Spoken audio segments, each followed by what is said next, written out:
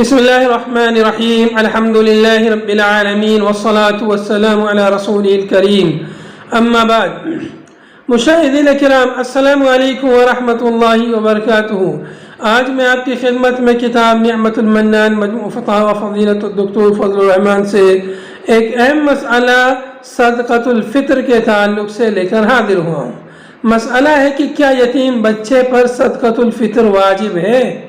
اس سوال کے جواب میں استاد محترم مفتی ڈاکٹر فضل الرحمان المدنی رحمہ اللہ نے فرمایا، ہاں یتیم بچے پر صدقۃ الفطر واجب ہے، کیونکہ الصغیر والکبیر من المسلمین کے عموم میں یتیم بھی داخل ہے اور اس کی جانب سے اس کا ولی اور سرپرست اس کے مال سے صدقۃ الفطر ادا کرے گا۔